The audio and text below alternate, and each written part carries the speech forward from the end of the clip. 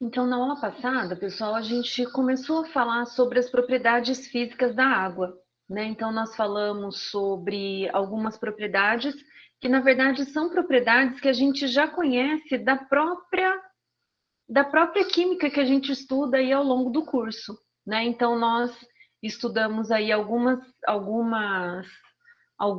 propriedades como propriedades específicas ou como propriedades gerais, mas que muitas delas cabem para a água. Na verdade, a gente já menciona sobre a água, né? Então, nós começamos a falar sobre isso aula passada.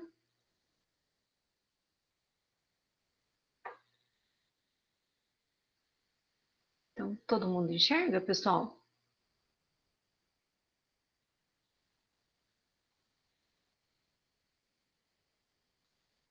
Tá claro aí para vocês?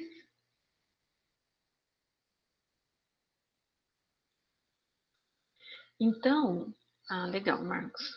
Então, pessoal, nós falamos das propriedades da água, né, do porquê da água dentre os líquidos, dentre substâncias semelhantes a ela, com relação ao tipo de ligação, com relação à característica do átomo ligado ao átomo de hidrogênio, do porquê que ela tem diferenças nos pontos de fusão e ebulição.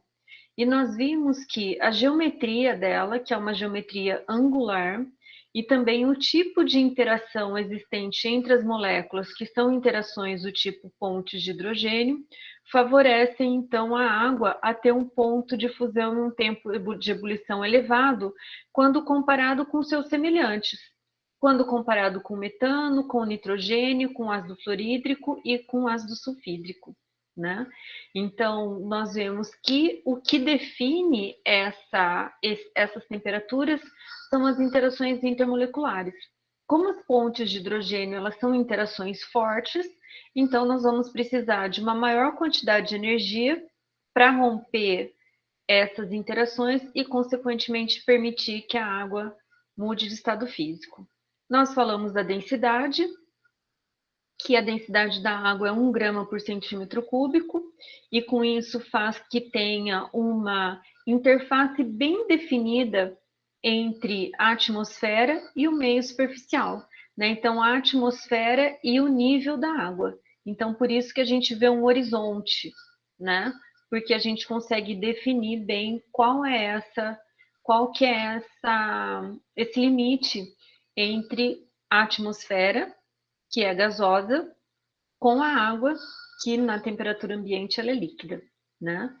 Comentamos também sobre a variação da densidade em função da temperatura, e no caso, essa densidade, ela também é alterada pela, pelo tipo de sais que estão dissolvidos e com a própria temperatura ambiente, né? Então, a densidade varia, então por isso que quando a gente consulta, eu preciso saber qual que é a pressão e qual é a temperatura desse valor, né? Dessa amostra, porque aí com isso eu consigo saber qual o valor, consultar qual que é o valor da densidade.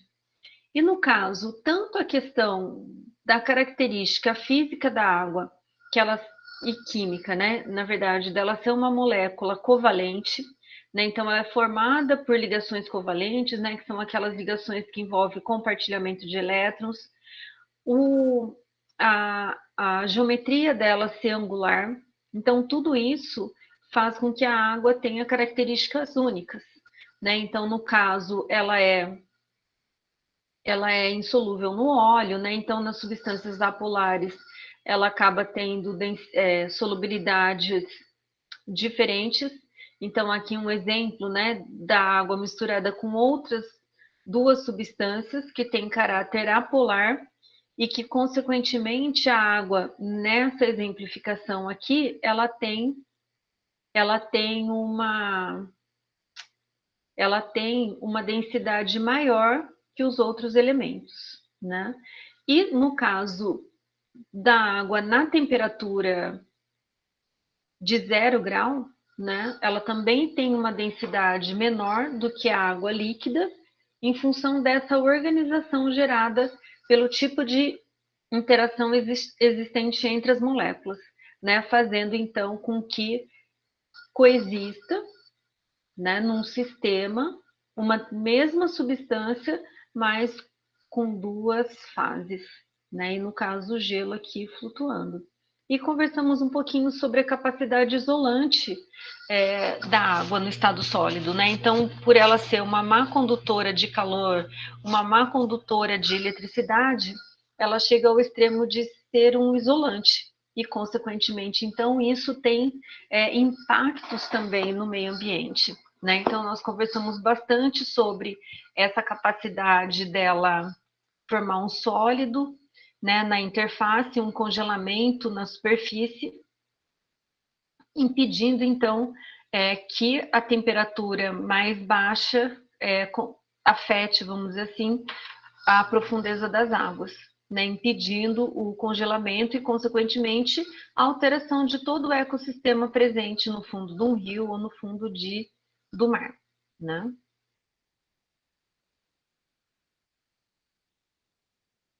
Aqui algumas características, né? Então, de acidentes ecológicos que envolvem óleo, que nesse caso aqui são óleos que são menos densos que a água, então é possível realizar esse trabalho de cercamento, né, das manchas, né, evitando que ela se espalhe de uma maneira muito rápida. E aí, paramos aqui na parte do calor específico, né? Então, o calor específico também é uma outra propriedade física de todos os materiais, né? E no caso da água, ele tem a característica de ter o valor de uma caloria. Então, o que significa isso? Que o calor específico, né? A definição dele é a quantidade de calor que você precisa submeter uma amostra de 1 grama e que ocorra a variação de temperatura de 1 grau Celsius, né? Então, no caso da água, pessoal, se eu tiver 1 grama de água, eu vou precisar de 1 quilocaloria para que ela mude de temperatura. Aqui na exemplificação tá 14,5 para 15,5, mas na verdade isso é para qualquer temperatura. É a quantidade de calor que você vai ter que fornecer para que eu tenho uma variação de temperatura. E o que acontece com a água? A gente sabe que a água, pessoal, ela é um controlador de temperatura ambiente. Justo por quê? Porque, na verdade, ela tem um alto valor de calor específico. Então, consequentemente, o que vai ter que acontecer? A gente vai precisar fornecer uma grande quantidade de calor para que ela tenha uma pequena variação de temperatura. Por quê? Porque o calor específico dela é bastante elevado, né? Então, é uma característica dela. Então, com isso, segundo a definição, ela pode absorver ou liberar grandes quantidades de calor à custa de variações de temperatura relativamente pequenas, né? Grandes massas de água têm potencial de alterar características climáticas locais, amenizando as variações de temperatura. Então é como que se uma atmosfera úmida ela tivesse uma barreira para ter a variação de temperatura, porque é como se ela precisasse variar a temperatura da água para depois variar do ambiente. E aí isso é muito comum, né, quando a gente vê que em lugares úmidos, né, a variação de temperatura ela é menor. E já em lugares muito secos, como nos desertos, a variação de temperatura ela é bastante elevada. Então aqui a gente tem uma tabelinha, né? Então no deserto, pessoal, a temperatura durante o dia ela pode chegar a 50 graus Celsius e durante a noite menos 5 graus. Por quê? Porque na verdade aí o ar ele está dependente exclusivamente da fonte de calor que é o sol. Então, se eu tenho a presença de sol, as minhas massas de ar elas aumentam para 50 graus ou tem uma grande elevação de temperatura. À medida com que eu não tenho mais a fonte, rapidamente a gente tem essa variação de temperatura. Fica claro, pessoal, como que a água interfere aí nesse processo de variação de temperatura? Porque é como se fosse uma barreira mesmo. E aqui, então, no deserto, variação de menos 5 a 50. E aqui um exemplo de São Sebastião e Maresias, que é onde nós gostaríamos de estar hoje, né? Nós temos aí uma variação de 11 para 25. Aí você fala assim, nossa, professora, mas de 11 para 25 é uma temperatura, é uma diferença de temperatura elevada. Na verdade, é uma variação de 14 graus, né? Aqui uma variação também de 16 graus. Mas quando a gente compara de menos 5 para 50, a variação aqui é de 55 graus. Então, isso daqui afeta todo o ecossistema de tudo que tem ali, embora eles sejam adaptados já para essa variação de temperatura, né? E no caso de uma região litorânea, a gente vê que essa variação de temperatura, ela não vai trazer grandes impactos para as pessoas e para o próprio meio ambiente, certo? Então, eu costumo ilustrar também, pessoal, um dia que a gente está andando, um dia de sol na praia. A gente vê o quê? Os diferentes valores, nos calores específicos de algumas substâncias que estão perto da gente. Então, a gente pode comparar num dia de muito sol que num dia de muito sol, que a água do mar está numa temperatura, a areia ela está em outra temperatura e o ar ele está em outra temperatura. Então a gente vê que a temperatura da praia ela está lá em torno dos seus 18, 19 graus. A areia, ela pode, se é um pico de sol do meio-dia, pessoal, a areia ela pode chegar a 50 graus. E aí, a atmosfera, ela tá lá na temperatura de 30 a 35. Como que eu sei que a areia está a 50 graus, pessoal? Alguém tem ideia? Como que eu sei que a areia está a 50 graus?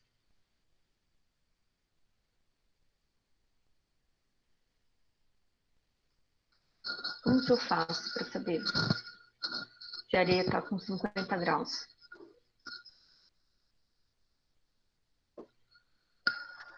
Não sabe? Ou dá para saber?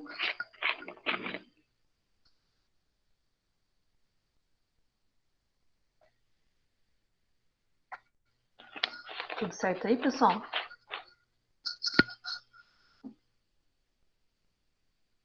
Estão me ouvindo e estão me enxergando?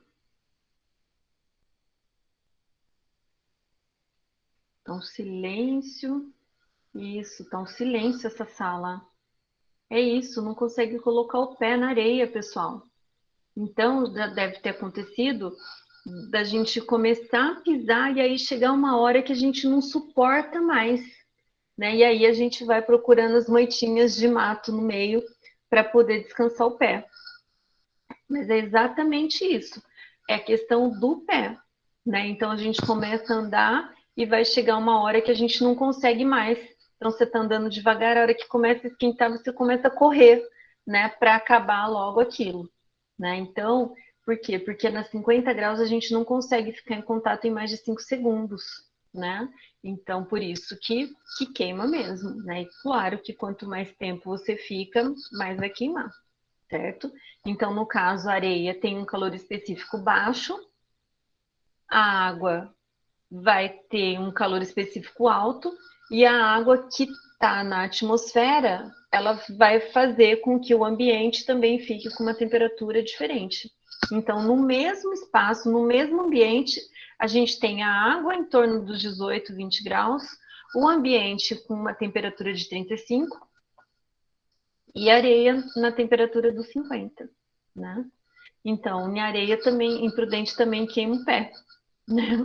Por quê? Porque, na verdade, a gente passa por um período muito seco e, consequentemente, essa sensação térmica ela acaba sendo maior, né? Então, aqui queima, né? queima do mesmo jeito, né, Marcos? Teve uma época que o pessoal estava fazendo matéria da temperatura de prudente que colocava um ovo no asfalto e fritava, porque realmente é quente, né? Então, o que faz? A falta de umidade, né, para diminuir essa variação térmica existente, certo? Fica claro, pessoal? Fritou, né, o ovo. Então, aqui, as variações naturais de temperatura dos meios aquáticos costumam ser brandas. É importante isso? É super importante. Por quê? Porque a gente tem uma biótica, né? Então, eu tenho seres vivos na água que são adaptados àquelas condições, não só de temperatura, mas da quantidade de gases dissolvidos, né? De substâncias solubilizadas na água. Porque lembra que se eu alterar a temperatura da água, eu altero a solubilidade de gases, a solubilidade de sais, a gente vai ver a tensão superficial. Então, fazendo com que eu prejudique todos os seres vivos aquáticos ali presentes. Então, lembra que eu falei que a natureza é sábia? Né? Então, ela não permite essa variação de temperatura para manter as condições ideais para a sobrevivência desses seres que estão aí no meio aquático, certo? Uma outra característica, pessoal, é a importância da penetração de luz na água. Então, nós sabemos que a água ela é transparente. Qual que é a definição de transparente? Qual que é a definição de transparente, pessoal?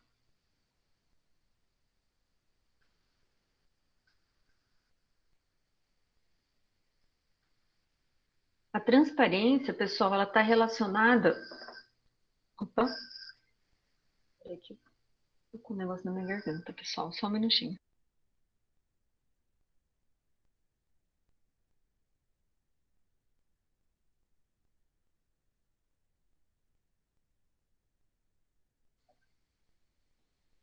Desculpa, vamos lá. Isso, ela é sem cor, né? Mas esse fato de ser sem cor, de ser incolor, pessoal, ela está relacionada com a transmissão de luz. Então, a gente vai ver mais para frente alguns parâmetros de qualidade de água, que quando eu falo numa água incolor, não significa que ela seja transparente, ou que uma água colorida, ela não seja transparente, porque ela está relacionada, pessoal, com a transmissão de luz. Então, a água ela é incolor e ela é transparente. Né? Por que ela é transparente? Porque ela permite a penetração de luz em 100%. Aí, como que eu sei que a água transmite luz, pessoal? Que a água consegue penetrar? Como que eu sei que a luz consegue penetrar na água?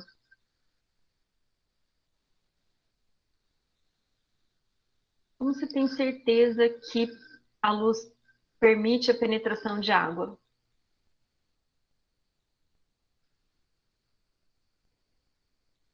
Como que eu sei isso, pessoal?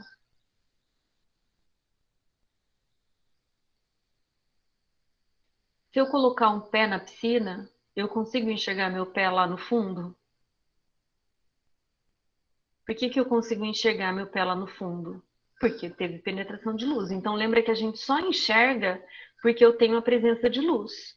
Se eu não tiver a presença de luz, eu não enxergo. Então, se eu estou enxergando meu pé lá no fundo da piscina, é porque a luz teve a capacidade de penetrar. Aí você fala assim, ah, mas eu vejo tudo distorcido. Mas aí, pessoal, é porque tem um índice de refração. O modo pelo qual a luz se propaga, né, é diferente do como ela se propaga no ar. Então, por isso que a nitidez da imagem é diferente, mas a luz penetrou, certo? Então, e essa penetração é super importante. Por que que penetração de luz é importante? Porque a gente sabe que existe uma grande quantidade de organismos vivos que são autotróficos, que são aqueles que produzem o próprio alimento e que são o pé das cadeias alimentares. Então, consequentemente, a entrada de luz ela é super importante para esses seres autotróficos, que esses seres autotróficos, eles realizam a fotossíntese, né? E aí, com isso, então, desenvolve toda aquela cadeia do Oh, meu Deus. Fugiu aqui.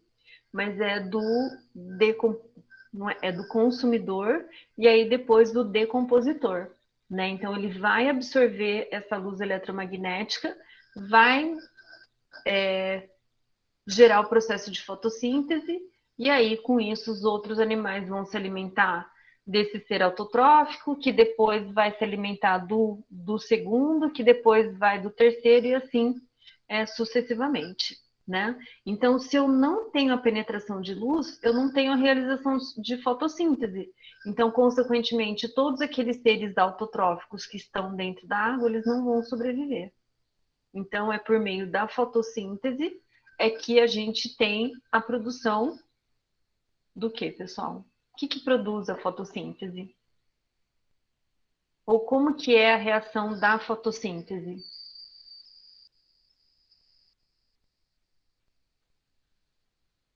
Qual que é a reação da fotossíntese, pessoal? Qual que é a grande importância? Ah, é produção de energia, mas como que ela faz isso?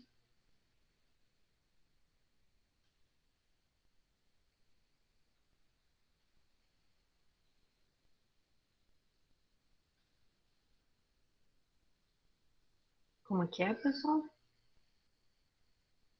Então, a fotossíntese vai ser o que, pessoal? Vai ser a reação do SO2, lembra? Mais água, na presença de luz e calor, que vai produzir a glicose.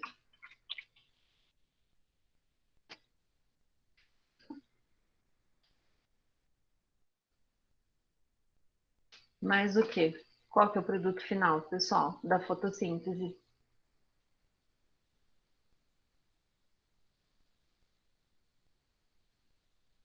Ela absorve o dióxido de carbono, combina com a água, forma glicose mais O2, né? Então, e que o processo inverso, então, na ausência de luz, a gente vai ter a glicose reagindo com oxigênio, produzindo CO2 e água, que é o nosso processo respiratório, né? Que é o processo inverso da fotossíntese, certo? E aí, o que a gente. Então, a gente garante, com essa penetração de luz, a gente garante que os seres autotróficos que vivem na água, eles realizem a fotossíntese. E são muitos ou poucos? Será que a gente tem pouca espécie ou muitas espécies? Muitas espécies. Tanto, pessoal, que o pulmão do mundo não é a Amazônia. O pulmão do mundo são as algas, né? Que são seres autotróficos e que têm a capacidade de absorver CO2, se combinar com a água e produzir glicose e gás oxigênio, certo? Bom, então, quais fatores que podem afetar a penetração de luz? Pode ser a turbidez, que é a presença de substâncias não dissolvidas na água. Então, ela altera a penetração de luz. E também, pessoal, dependendo da cor. Então, se a cor ou aquele líquido ele tem uma grande quantidade de substâncias, ele faz com que eu tenha uma dificuldade aí da penetração de luz. Mas o mais, pessoal, é a turbidez, né? Que é a gente ter substâncias em suspensão na água.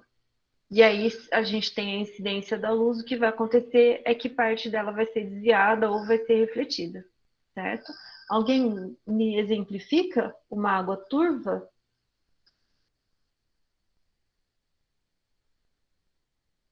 O que é uma água turva, pessoal, com alta turbidez?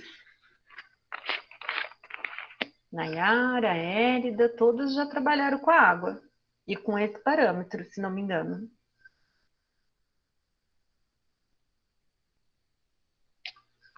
O que é água com esgoto, João?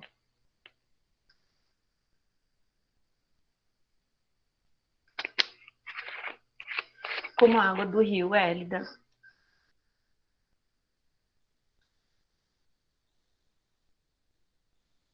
Então, a água do esgoto, ela pode ter o quê? Ela pode ter partículas sólidas em suspensão.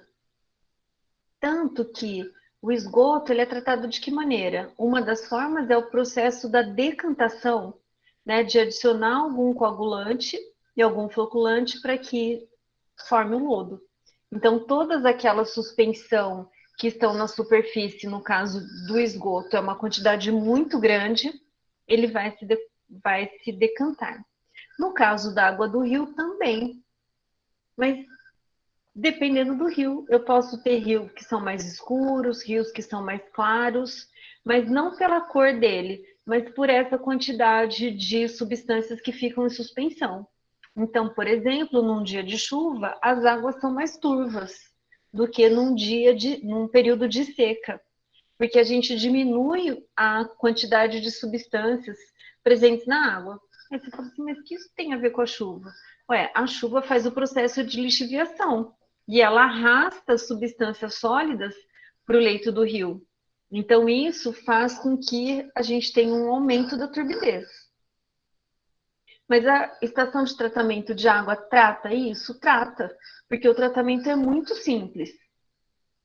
Se são substâncias que estão na superfície, o que, que ele faz? Ele adiciona um agente coagulante que vai dispersar essas partículas e que depois elas vão unir. Quando elas se unem, elas ficam mais pesadas e decantam, certo? Tanto que melhora a turbidez da água. Se vocês olharem lá na conta de água de vocês, vocês vão ver que a turbidez ela tem um número, ela tem um índice, né? E ele tem que estar dentro dos parâmetros especificados pela legislação. Então, ela é tratável, porque na verdade é um tratamento físico que faz a decantação dessas substâncias que estão em suspensão. Ah, mas adequa a água? Em termos de turbidez, adequa. Porque você acha que essa água tratada que chega na tua casa, ela tem o mesmo aspecto, a mesma transparência, a mesma turbidez do que a água que a estação de tratamento captou do rio? Será que é igual? Será que a água que chega na torneira, que essa aqui é água de torneira, tá, pessoal? Tá aqui, tá na garrafinha. Mas essa água de torneira transparente é a mesma que a estação captou? É exatamente a mesma, mas fez o tratamento de turbidez e, consequentemente, ela ficou transparente, certo? Então, trata a turbidez, que é um processo físico. No caso do esgoto, João, mais hard, vamos dizer assim, o tratamento, porque a quantidade de substâncias dissolvidas e suspensas é muito grande. Então, eles fazem outro tipo de tratamento para que essas substâncias elas decantem e formem um lodo. No caso da estação de tratamento de água, pessoal, a gente também tem a formação de lodo.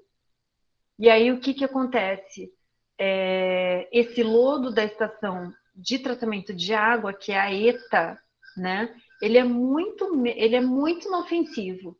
Na verdade, ele ocupa o lugar no espaço, mas ali não tem problema de contaminação. Diferentemente do lodo gerado numa estação de tratamento de esgoto, que é uma ET, né?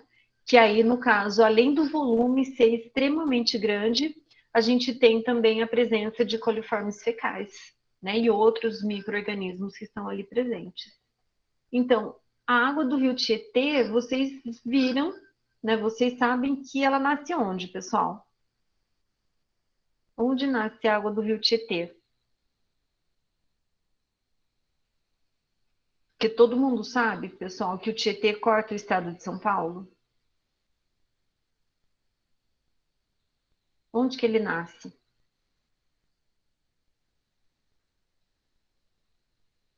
Onde, Marcos?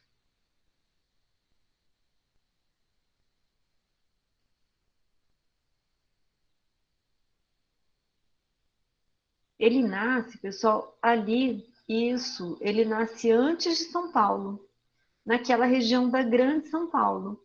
E ali ele vai correr e vai desaguar onde? Onde deságua o rio Tietê?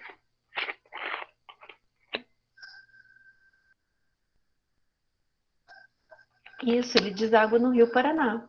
Então, muita gente pensa que ele deságua lá no Oceano Atlântico, mas na verdade não, ele vem desaguar aqui para cima, no norte do estado, não é no norte, né, no noroeste do estado, no Rio Paraná. E aí, o que acontece com o Rio Tietê, pessoal? Como vocês são entendidos aí do Rio Paraná, acho que todo mundo já nadou no Rio Paraná? Ou já foi num balneário? Não do Rio Paraná, pessoal, do Rio Tietê? Que aqui na Alta Paulista a gente tem várias cidades, né? E aí é o Rio Tietê. Aí vocês têm coragem de nadar no Rio Tietê? Já entrou lá, né, Marcos? O que acontece, pessoal? Vai ocorrendo uma autodepuração dessa água, né? E aí o que vai acontecer? O Rio Tietê, ele recebe uma carga muito grande de poluentes, né, de agentes poluentes. E aí, à medida com que ele vai se afastando dessa fonte poluente, pessoal, ele vai sofrendo uma autodepuração, seja pelo próprio caminho, né, que vai fazendo com que ele tenha uma absorção de oxigênio, né, que pela movimentação ele vai absorvendo oxigênio e consequentemente decompondo a matéria orgânica que está ali presente, né? Então é um processo, olha de novo como que a natureza é sábia, é um processo de autodepuração desse rio, né? Então ó lá tem muito peixe, que mais o rio Tietê de Bitinga é limpo, pelo menos não fede tanto, então porque ele está no meio do caminho, né, Nayara? Ele está ali na região próximo de Piracicaba, né? Então ele está afastando pouco da fonte dele, né? E aí, hora que ele chega aqui, mais perto da nossa região, ele está totalmente autodepurado e que a água serve até de balneário, né? Por que ela serve de balneário? Porque as pessoas podem entrar, podem comer o peixe ali presente, porque ao longo do caminho ele sofreu essa autodepuração, né? E aí é muito poluído, pessoal. Naquela região de Tietê mesmo, onde ele nasce, forma espuma, né? Formava, agora menos, né? Mas formavam espumas de tanto detergente, de tantas outras substâncias que eram jogadas nesse rio, né? Morto, né? Então, quando a gente vê ele em São Paulo, por exemplo, ele é totalmente sem vida, escuro, com muitos resíduos sólidos em suspensão, muitos resíduos sólidos, não pequenos, mas grandes, né? Então você não vê o movimento dele, né? Então realmente é de causar pena, mas ele vai se autodepurando até poder ficar nas condições adequadas para outros usos, né? Tietê de Bitinga é limpo, não fede, né? Então ele já passou aí por essa autodepuração, certo? Então, pessoal, a turbidez, ela é substâncias em suspensão e que vai interferir no processo de penetração da água. No caso da cor, bom, só voltando. Então, essa turbidez ela é tratável, né? Tratável como? Se eu deixar aquela água descansar ou de eu adicionar um agente coagulante, certo? E a cor, pessoal, são substâncias dissolvidas que vão dar essa característica. Então, uma água que é muito rica em ferro, o que vai acontecer com ela? Ela vai ter uma cor amarelada, né? Se ela é rica em manganês, ela vai ter uma cor marrom. E se ela tem níquel, ela é esverdeada. Se ela tem cobalto, ela é meio rosa, né? Então a cor ela não interfere na apresentação, na penetração de luz, certo? Então o que o João coloca? Que a última vez que fui lá tinha um cara de caiaque dentro. Não, aí o cara é insano, né? Porque realmente ali, pessoal, é muita poluição.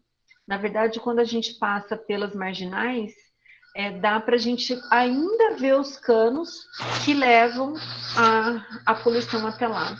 Aí você fala assim, não, mas não tem legislação? Tem, pessoal. Não na verdade, é proibido jogar esgoto não tratado nos rios.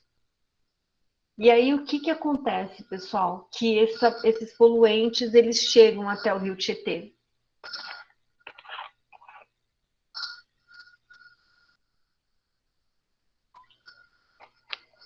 Poderia ser um teste, né, Yara?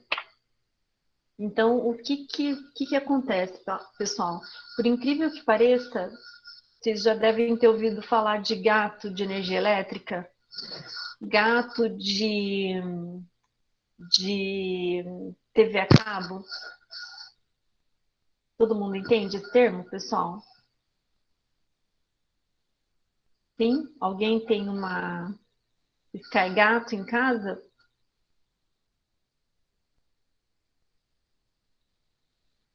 Né? Que na verdade é você conectar ou fazer um caminho aí para utilizar, seja uma assinatura de TV a cabo ou de energia elétrica, né? Então, às vezes a gente passa em alguns loteamentos, em algumas favelas, pessoal, que tem aquele emaranhado todo de fio. O que é aquele emaranhado todo de fio? É tudo gato, né? Então, que é um fio que um pessoal puxa direto do poste sem passar pela caixa de luz, né? Não, e aí não cobra, né?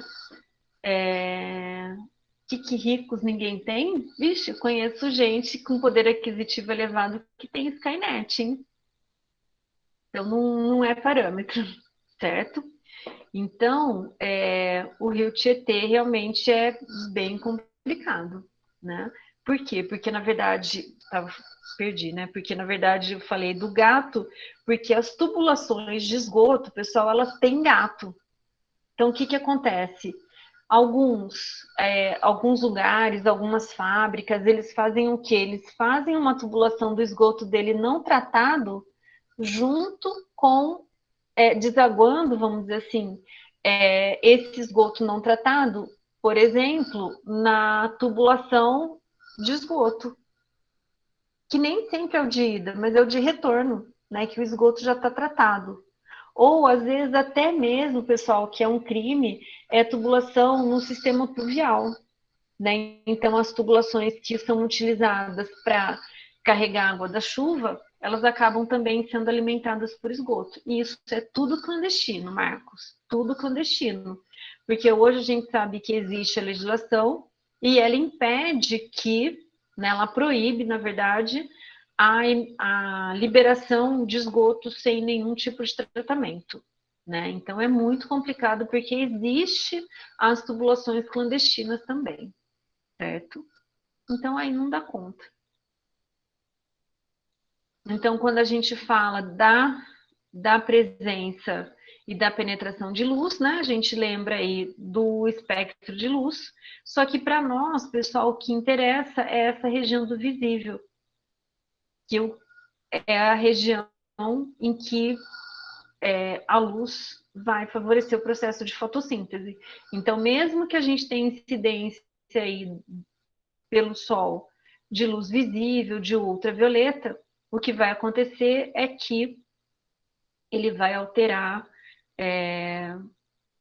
o sol ele vai, embora a gente tenha incidência, né, de luz visível e ultravioleta, né, na verdade, ultravioleta A e um pouquinho do ultravioleta B, né, são as luzes que chegam até a superfície da Terra, mas para a fotossíntese o que nos interessa é só a região do visível, certo? Então, aqui só a exemplificação dos espectros, né? Quanto maior o comprimento de onda, menos nocivo é a irradiação ultravioleta, né? E que para o meio ambiente, o que é mais importante é a luz presente no visível e no ultravioleta que chega até a superfície. Tudo bem, pessoal? Fica clara a diferença de turbidez para a cor? Fica claro? Que a turbidez eu trato e que a cor eu também trato, só que a cor eu tenho que tratar com processos químicos, porque daí eu promovo uma reação para retirar essa substância que está dissolvida na água, certo? Então são coisas bem diferentes. Então a turbidez eu trato com um processo físico e a cor eu trato com um processo químico, certo?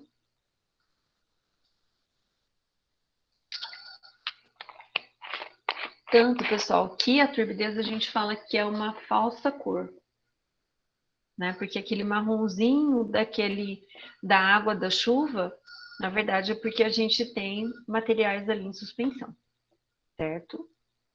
Bom, uma outra, pessoal, propriedade física também bastante importante é a tensão superficial. O que é a tensão superficial, pessoal? Alguém já leu alguma coisa sobre isso? Sabe o que vem a ser a tensão superficial? A tensão superficial, pessoal, é essa impressão que nós temos de que na superfície da água tem uma película. Na verdade, tem essa película porque ela é formada pelas interações intermoleculares também. Então, o que favorece isso é o fato da água ser uma molécula polar. Então, não sei, para exemplificar ainda mais, pessoal, não sei se alguém já pegou uma gema de ovo na mão, né? Que a gente segurar com aquela pele dela externa, ela vai ficar na forma de uma gota. E é exatamente isso. Então, a tensão superficial, ela consegue proporcionar essa película em volta da gema, vamos dizer assim, né? Em função de forças atrativas internas. Então, a água, a gente diz que ela goteja, né? Por quê? Porque quando ela pinga, né? Ela cai na forma de uma gota, certo? Então, é uma característica de substâncias polares, né? E cada molécula sofre e exerce atração das moléculas situadas no seu redor. Todavia, as moléculas de água situadas na superfície sofrem atração maior das moléculas vizinhas e assim forma a película. Então, é como se eu tivesse o quê? É como se eu tivesse as minhas moléculas todas interagindo na forma de pontes de hidrogênio, né, que é a interação eletrostática forte, e as que estão na superfície, pessoal, elas vão ser puxadas pelas suas moléculas vizinhas. Então, consequentemente, atraindo, né, internamente essas moléculas em função da somatória de forças, certo? Então, onde que a gente vê isso quando a gente pensa na água? Nós vemos. Fugiu aqui. Bom, nós vemos, pessoal, quando a gente enche um copo de água até a boca. E aí a gente consegue ir colocando mais, mais, mais. E mesmo que a água já tenha passado do limite do copo, se a gente continuar cuidadosamente colocando água, o que vai acontecer é que ela vai formar aquela película super nítida. E até tem um experimento que daí você joga a moeda, ela tem a capacidade de penetrar, mas se você joga um pedacinho de isopor, ele vai ficar na superfície, certo? Então, a formação de gota é na água, né, na molécula de água, é a gente verificar se pessoal, a molécula de água tem uma tensão superficial elevada, e aí, como consequência, a gente tem essa capacidade dela formar gota, certo? E aí, o que pode quebrar a tensão superficial? Por exemplo, detergente, né? Então, são substâncias que são carregadas aí, tem pontos na molécula que são cargas positivas e negativas, que vai interagir com a interação de ponto de hidrogênio, que lembra que ela tem polo positivo e polo negativo, e, consequentemente, então, permitir a quebra disso, certo? E aí também é uma característica de eu saber se a água está poluída ou não, porque se ela estiver poluída, a tensão superficial dela é diferente. No caso do meio ambiente, pessoal, no que é importante essa tensão, essa tensão superficial? O que acontece é que na superfície da água eu posso ter um ecossistema bastante grande, né? Então aqui, olha, eu acabei esquecendo dessa figura. Tá vendo? Eu tenho forças da molécula de água e as forças atrativas com as moléculas vizinhas. A mesma coisa quando ela está na superfície. Só que vai acontecer é que eu não tenho moléculas no entorno aqui do ar, vamos dizer assim. Então, consequentemente, essas moléculas internas, elas como se elas puxassem essas que estão na superfície. E aí, com isso, então, acaba mudando a forma, né? E aqui, ambientalmente falando, pessoal, olha que importante. A gente tem uma série de seres vivos que vivem na superfície da água. Então, se eu alterar a tensão superficial da água, pessoal, o que vai acontecer com esse inseto? Se eu jogar um pouco de detergente, eu vou alterar a tensão superficial e o inseto vai afundar. Ah, mas não nada? Não nada, pessoal. Então, na verdade, eles afundam e acabam morrendo, e com isso a gente tem uma diminuição de espécies, né? Como que eu sei também que um vidro está limpo? Que a gente fala, tem que lavar o becker até a água escorrer, sem formar películas, né? Sem formar gotículas na superfície. Por quê? Porque assim, se ele formar gotícula na superfície, significa que aquela vidraria não está limpa, né? Porque ele tem gordura ainda que afeta a tensão superficial, certo? E aí, pessoal, uma outra característica é a água como um solvente universal. O que é ser solvente universal, pessoal? O que vem a ser uma água solvente universal?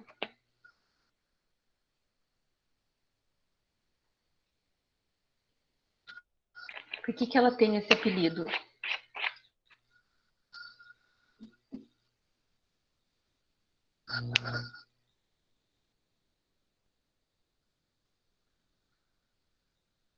Por que ela é solvente universal, pessoal? Ela é solvente universal, pessoal, porque ela tem a capacidade de dissolver uma grande quantidade de água. Aí você fala assim, ah, professora, mas dissolve uma grande quantidade de água, mas ela não dissolve óleo. Vocês já devem ter aprendido lá na química analítica qualitativa, né, pessoal? Que quando a gente fala que uma substância não é solúvel na outra, a gente está fazendo o quê? A gente está dizendo macroscopicamente que aquela substância não é solúvel na outra. Mas nada impede que uma pequena parte daquele óleo ele se dissolveu na água. Uma quantidade mínima, mas dissolveu. Porque senão, pessoal, por exemplo, se tivesse um derramamento de óleo no oceano e a gente conseguisse isolar por meio de barreiras, vamos dizer assim, igual daquela imagem que eu passei para vocês, não teria problema nenhum. Não é solúvel na água, a gente separa a mancha, não se mistura, então não contaminou. Só que isso não é verdade. Então, é pouco solúvel, não é solúvel, mas uma ordem de ppb ali apresenta solubilidade. Então, por isso que é o problema de contaminação da água, certo? Então, ela é solvente universal, que é a capacidade de dissolver uma grande quantidade de substâncias orgânicas e inorgânicas no estado sólido, líquido e gasoso, que é o que acontece, né? Então, na água eu tenho uma gama de substâncias orgânicas, tanto persistentes como não persistentes. Então, o que difere é aquela persistente, aquela que tem um tempo de meia-vida bastante longo e, consequentemente, vai permanecer na água ali por mais tempo. Tenho as substâncias não persistentes, que é um resíduo de esgoto doméstico, por exemplo. O que vai acontecer com aquele resíduo? Ele vai se dissolver e ele vai sofrer uma decomposição, né? Então, eu tenho lá substâncias orgânicas persistentes e não persistentes, tenho substâncias inorgânicas, carbonatos, fosfatos, nitratos, nos diferentes tipos de estado físico. Então, eu tenho sólido dissolvido, eu tenho líquido dissolvido e também eu tenho gás dissolvido.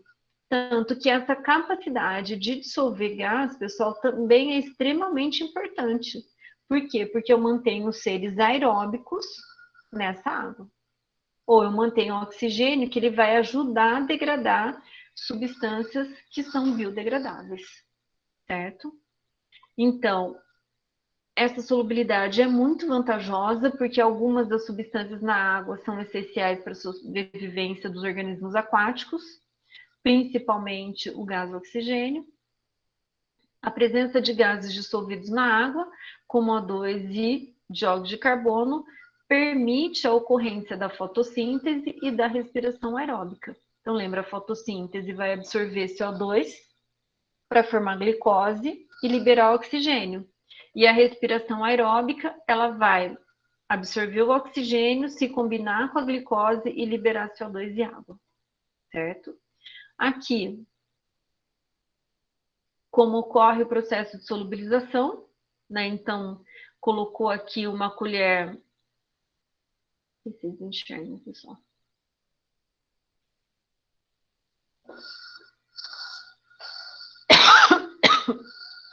Ele colocou moléculas de sacarose, tudo junto, agrupado, e aí, a hora que ele coloca na água, ele tem uma separação.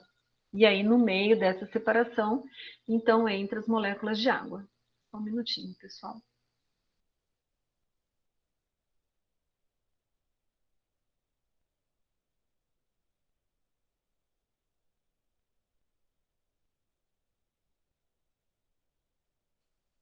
É uma garganta seca, tá, pessoal? Espero que não seja Covid, mas não é para ser.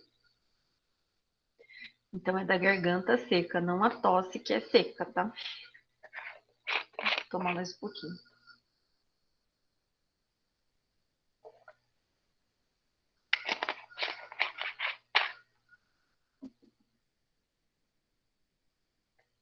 Então, aqui a gente tem essa entrada das moléculas de água no meio da entrada da sacarose, né? Mas lembrando que essa solubilidade ela é maior quando nós temos substâncias que são polares, né? E à medida com que a gente diminui essa polaridade, a gente sabe que diminui a solubilidade dessas substâncias. Aqui um gráfico, né, que diminui a solubilidade à medida com que a gente aumenta a temperatura. Então, é claro que águas poluídas, num teor crítico de oxigênio dissolvido, as altas temperaturas ambientes, elas desfavorecem ainda mais a solubilidade do oxigênio na água, certo? Tudo bem, pessoal?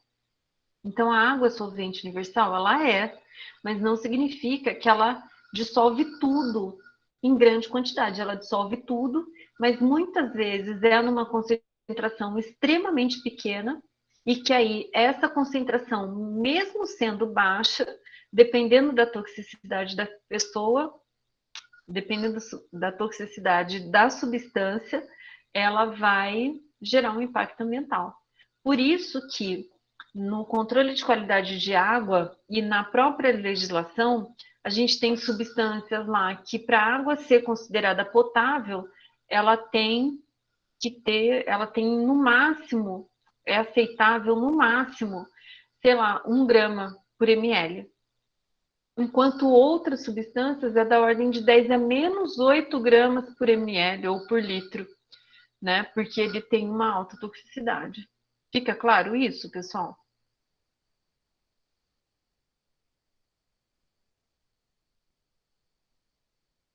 Tranquilo?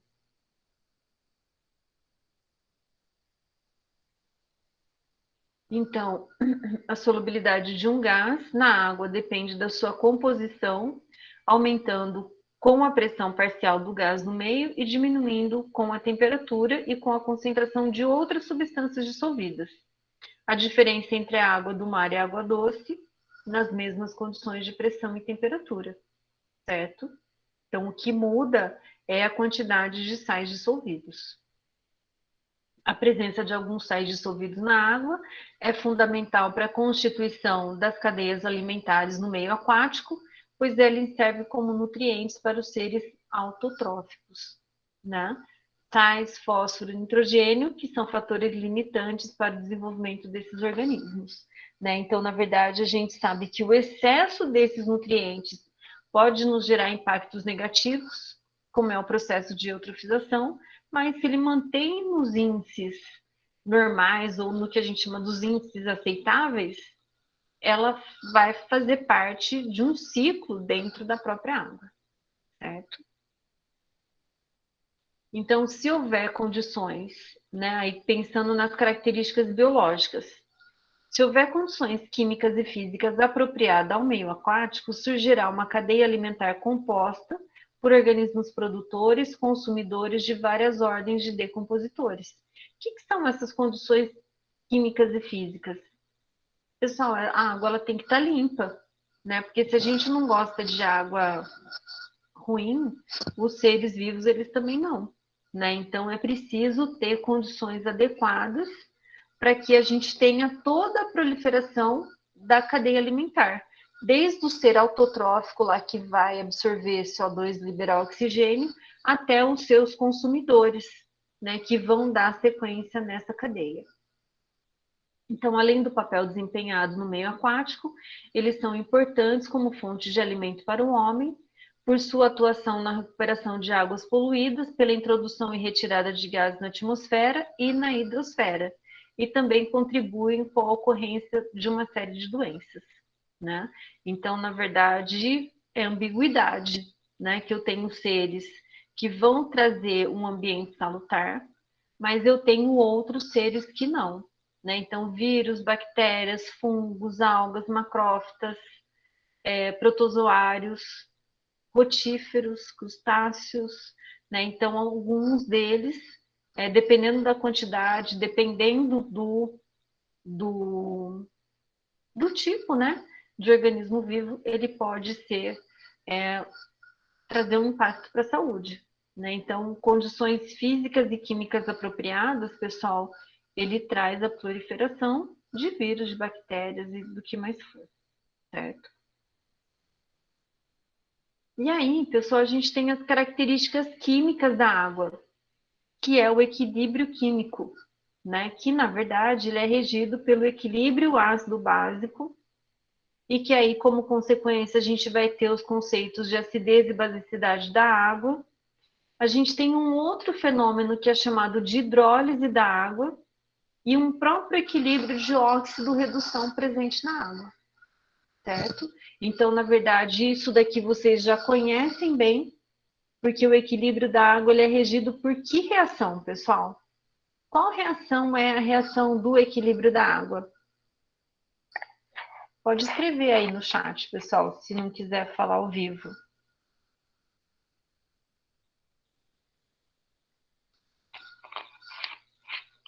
Qual que é a reação de equilíbrio iônico da água?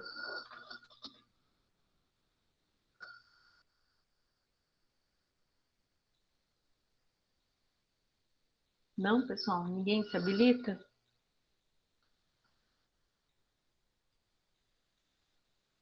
Então, ele vai ser o quê? Água. Todo mundo enxerga eu escrevendo aqui, pessoal?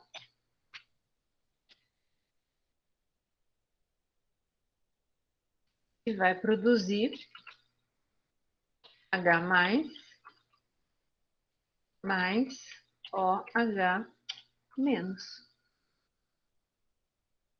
Então, toda a água, ela vai ter a capacidade de sofrer esse processo de ionização, que também é uma autoionização. Aí você fala assim, nossa, mas então se a água sofre essa decomposição, ela dá choque? Ela não dá choque, pessoal. Por quê?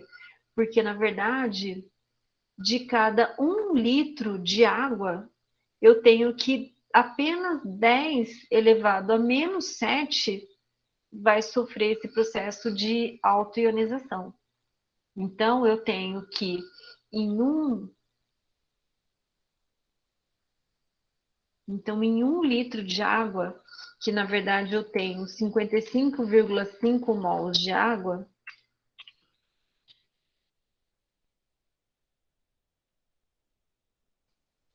ele vai gerar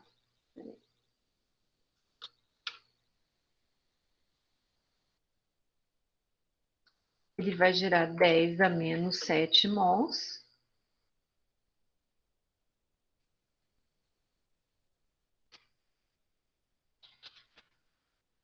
Meio feio, mas é só para...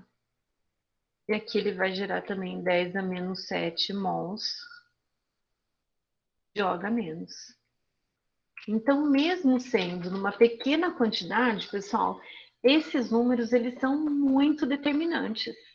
Então, eu consigo perceber a variação? Não. Porque se eu tenho que 55,5 mols está presente em 1 litro de água e desse só 10 dá menos 7 mols vão sofrer ionização, o que tem de importante? Tem de muito importante, pessoal, porque mesmo sendo em baixa concentração e sendo muito pouco, ele já é bastante importante, certo? Então, esse é um equilíbrio simplificado, porque lembra que quando a gente fala em, tem um, em equilíbrio iônico, na verdade, a gente sabe que são duas moléculas de água que vão sofrer a decomposição e gerar, então, 2, 3 O mais OH menos. Então, essa forma que a gente escreve aqui embaixo é a mais corriqueira, mas a verdadeira e correta é essa que está aqui em cima, certo? E aí, com isso, deriva todo aquele conceito de acidez e basicidade, né? Então, se isso tudo de acordo com a definição de Arrhenius, né? Então, a gente vai ter o quê? Se a substância, né, como que é a definição? Que ácido é toda substância que, quando dissolvida em água, vai liberar como cátion exclusivo H+. E base é aquela substância que, quando dissolvida em água, ela vai sofrer dissociação e vai liberar exclusivamente como ânions OH-, certo? Então, esse equilíbrio ácido-base que libera, vamos dizer assim, concentração de H+ e de OH-, ele vai afetar nessa basicidade. Porque pode acontecer em situações de eu ter um aumento de concentração de H+, e, consequentemente, um aumento de pH. Só que isso daqui é um equilíbrio, né? Lembra da reação lá do KW? Que o KW vai ser o quê? O KW, que é a constante de hidrólise da água. O pessoal tem isso aí. Ele vai ser o quê? Ele vai ser a concentração de H+ vezes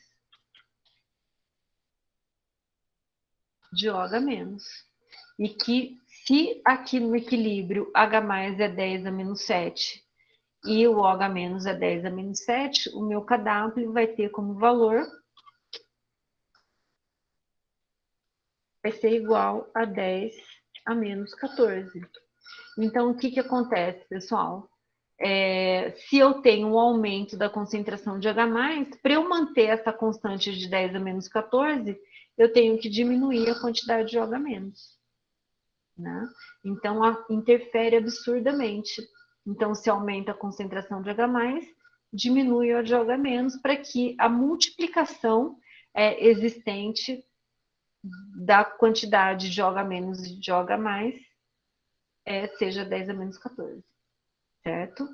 E aí, pessoal, um outro fenômeno que nós temos é a hidrólise da água, que também é um estudo de equilíbrio iônico super importante. Por que que ele é super importante, pessoal? Porque eu não preciso, para minha água ter pH 7, ter pH 8, pH 3, ela pode depender só das substâncias que estão dissolvidas nela. E aí você fala assim, ah, mas eu peguei uma água mineral, deixa eu ver essa daqui. É que essa daqui era com gás. Mas eu pego uma água mineral, que ela não vai ter pH aqui.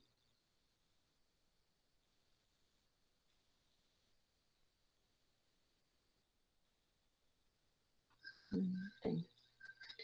Água com gás, ela não tem a determinação do pH. Mas a gente tem outras águas minerais. Deixa eu ver essa aqui.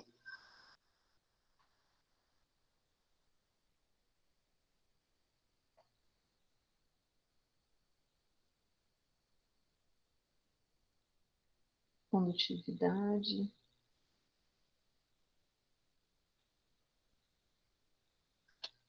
Não vou conseguir enxergar, pessoal. Tá meio borrada a etiqueta. Mas enfim, pessoal, eu posso ter água mineral que tem um pH 3 ou um pH 9. E aí o que que aconteceu ali? Aconteceu é que depende do tipo de sal que está dissolvido e como que esse sal vai reagir com a água. E aí com isso, o que que vai acontecer? Ele vai alterar esse equilíbrio, fazendo com que aumente a quantidade de H+, ou diminuir a quantidade de OH-, ou aumente a quantidade de OH- e diminua a de H+, para manter o equilíbrio, certo? Então, é um fenômeno muito bacana. E o equilíbrio de óxido-redução, que também é um equilíbrio extremamente importante que ocorre na água. Que acontece o que, pessoal? Esse equilíbrio de óxido-redução é gerado pela presença de oxigênio na água.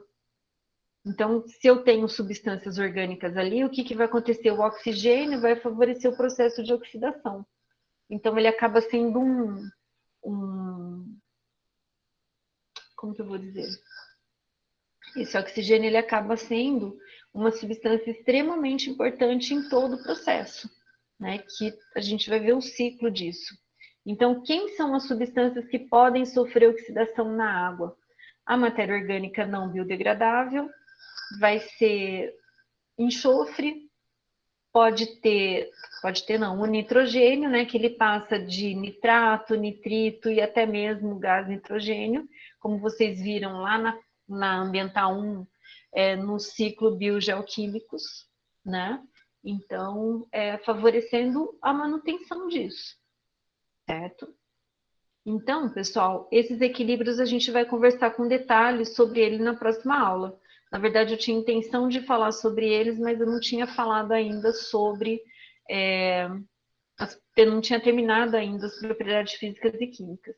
Então, na verdade, a gente vai voltar a falar disso daqui, porque é muito bacana, né? E acho que vale a pena. Certo, pessoal? Alguma dúvida com relação a isso? Tranquilo? Então, pessoal, dentro disso, tem uma atividade para vocês que eu deixei aberta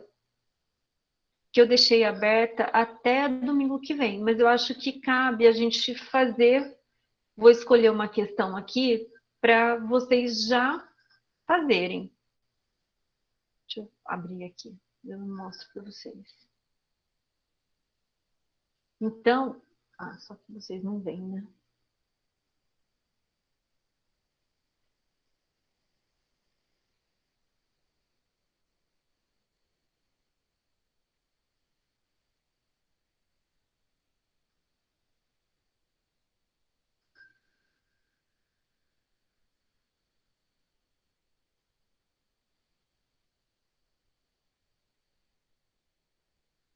Então, esse arquivo, pessoal, está lá no Aprender.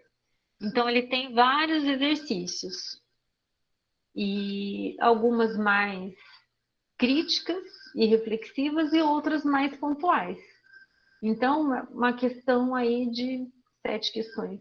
Isso daqui, pessoal, essas questões eu tirei de uma prova. E aí vocês lembram que antes, no curso, as provas eram livres. Alguém tem ideia quantas questões tinha na prova que nem eu acreditei na hora que eu vi?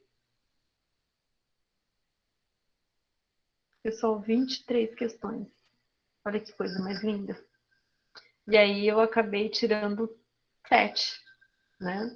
Para que vocês possam fazer e exercitar. Então, aqui, pessoal, olha que bacana, o exercício 3. De acordo com as afirmativas abertas, né, de acordo com as afirmativas abaixo, escreva qual a propriedade da água que está relacionada e justifique. Então, olha lá. Nas cidades litorâneas, há menores variações de temperatura do que nas regiões desertas, onde a variação de temperatura pode ocorrer de -20 aqui, olha só, -20 até 50 graus em um mesmo dia. Qual característica, qual propriedade física da água é responsável por esse comportamento, pessoal?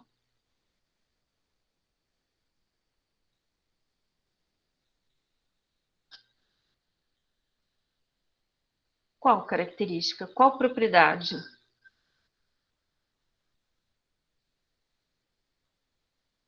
Que acaba sendo uma barreira para essa grande variação.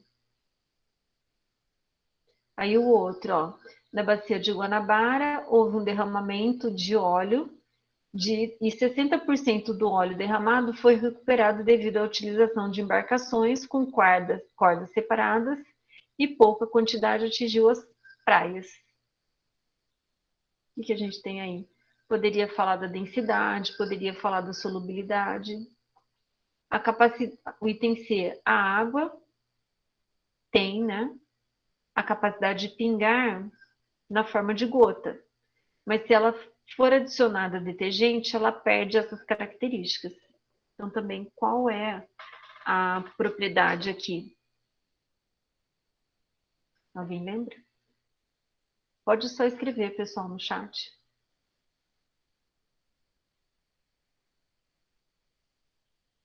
Não? Tensão superficial, né? Que a gente falou agora de pouco, certo? Então, tem exercício como esse de fixação, né? Tem exercícios mais reflexivos, né? Então, ó, como as atividades humanas contribuem para as inundações e os danos causados por elas? De que forma podemos reduzir esses efeitos? Qual é o papel do crescimento demográfico, que nós discutimos, nos problemas de fornecimento da água e poluição de água? Explique por que a diluição pode não ser uma saída para a população, pode não ser uma saída para a poluição de água. Né? Lembra dos compostos que são degradáveis ou biodegradáveis. Depois, o quarto, pessoal, é uma questãozinha de conta, né? Do que significa essas unidades de medidas de ppm, ppb. O chumbo, depois uns exemplinhos aqui de amostra de água, e depois da interação do CO2 com a água do mar e as águas dos rios, que impacto que esse CO2 está trazendo para os rios, né, e mares. Na verdade, quando a gente tem uma grande concentração de dióxido de carbono, a gente tem um equilíbrio dele com a água, na formação do bicarbonato, né? E, e aí, então, a gente como que a gente diz? A gente está absorvendo esse CO2, mas na verdade fixando. Esse é o termo. A gente está fixando esse dióxido de carbono, mas a gente paga um preço para isso. Quando a gente fixa o dióxido de carbono, né, pela combinação dele na água, a gente está gerando bicarbonato, mas também a gente está alterando o equilíbrio iônico da água e, consequentemente, fazendo com que tenha uma diminuição de pH. Certo? Então, no caso, normalmente, a quantidade de CO2 muito associada às questões de poluição. Então, ambientes com muitas emissões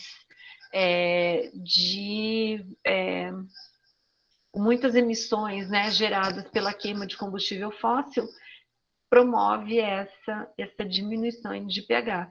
E dependendo do lugar, pessoal, eu já li que essa influência do CO2 ele pode fazer com que a água, que a própria, o próprio pH da água, né, que é a água da chuva, tem aí um pH 3, 3,5, certo? Então, pessoal, essa atividade ela já está disponível lá no Aprender. Eu deixei aberta até domingo para vocês, mas acho que vale a pena, pessoal, fazer com cuidado, lendo, vocês lendo o que vocês escreveram, né, para ver se tem sentido, porque às vezes você está com aquela ideia na cabeça, e aí você vai escrevendo, e depois ela fica totalmente sem sentido. Né? Então precisa reler depois que escreveu para ver se tem sentido, certo? Essa atividade, pessoal, é envio de arquivo. Então, tem esse arquivo com as perguntas, e aí depois vocês respondem num outro arquivo do Word e envia pela plataforma, certo? Então, aí uma semana para vocês fazerem ela com calma. Certo, pessoal? Então, por hoje é isso. São só 7 questões, né? Não são as 23 lá que eu coloquei na prova, né? Então, para dar tempo de vocês lerem, absorverem, né? No Aprender tem alguns textos bastante interessantes, né? Que envolve essa questão da água, que vale a pena também vocês olharem. Certo, pessoal? Então, por hoje, eu encerro a aula. Se vocês quiserem já fazer a lista, vocês podem já começar, certo? Só vou anotar, pessoal, quem estava presente hoje.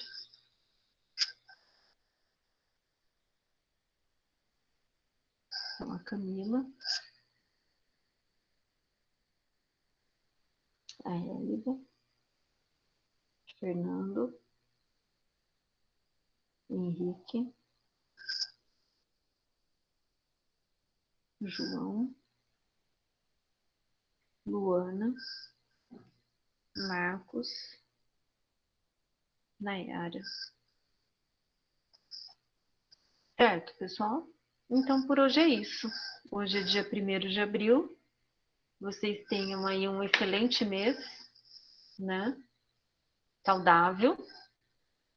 E a gente se vê na quinta-feira. Se alguém tiver alguma dúvida, quiser ficar mais um pouquinho, eu fico à disposição aqui. Luana, se você quiser ficar, eu tiro suas dúvidas sobre a DP. Certo? Então, por hoje é isso, pessoal. Boa noite para vocês. E até quinta. Vejo, Fernando. Pode ficar tranquilo. Que eu vejo sim. Não esqueço de vocês.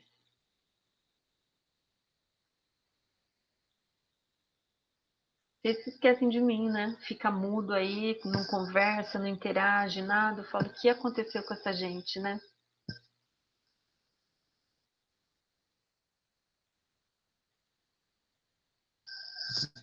Luana, vou pegar sua ficha aqui.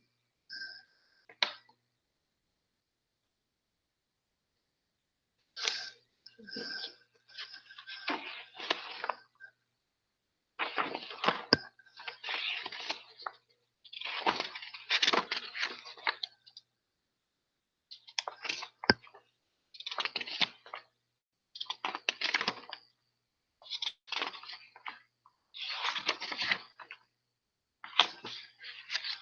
Deixa eu só ver.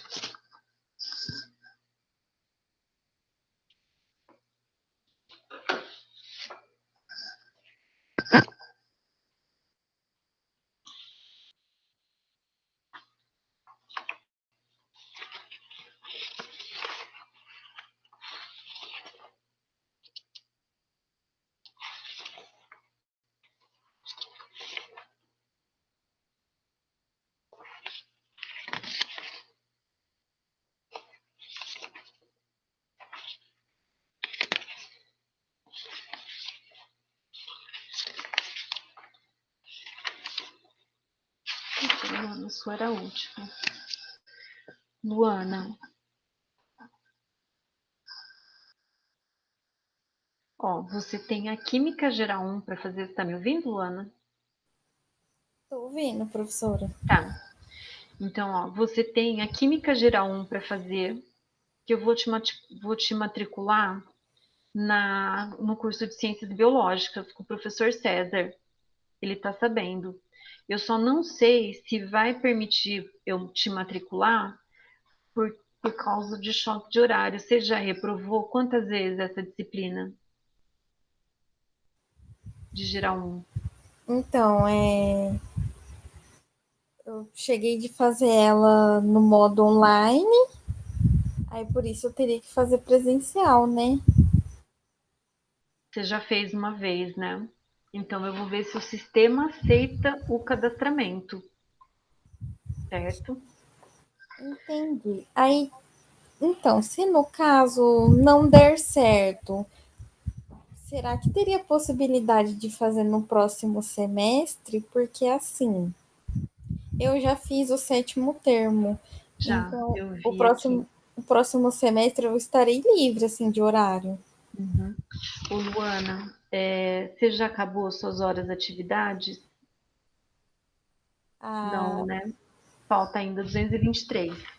Eu vou sugerir para você não cadastrar mais, para você esperar, porque senão, se você não tiver nenhuma disciplina para fazer,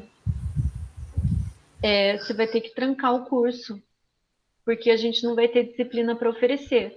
E se você tiver hora atividade para fazer, a gente pode justificar que você está fazendo atividades complementares. entendi. Então, a senhora me recomenda esperar, então. Então, é que a gente não tem a garantia que vai ter a Química Geral 1 no meio do ano, Entendi. entendeu? Uhum, Então, eu sugeriria, porque só pode fazer duas, porque você está fazendo o semestre cheio do sexto termo, né? sim. Então, eu sugeriria a de você fazer a Química Geral 1, vamos tentar o cadastramento, e fazer a Qualitativa 1. E deixar a Química Orgânica 2 para o próximo semestre, Tá bom, então. tá bom? Tá. Então, vamos ver. Então, faz Quali 1, e aí a Química Geral 1 eu vou tentar o cadastramento. E aí você já pode conversar com o professor Diego, que ele já está ciente de como que vai acontecer, porque na verdade essas disciplinas elas não são oferecidas. Então a gente vai fazendo um paralelo isso. Tem o Eu, cadastramento. eu mandei um e-mail para ele hoje, ele me mandou um cronograma de atividades já, Ah, é legal. Ah, então tá ótimo. tá bom? Tá bom, então tá encaminhado já, né? Só Sim. a Química Geral 1 que eu vou ver se eu consigo o cadastramento. Se eu não Tá bom, conseguir, então. o professor César pode fazer um cronograma como o professor Diego fez, da Qualitativa 1. Tá bom, então, Tá professora. bom? Tá bom, então. Então tá jóia, Luana. Obrigada, tá? De nada. Boa Tchau, noite. tchau. Boa noite.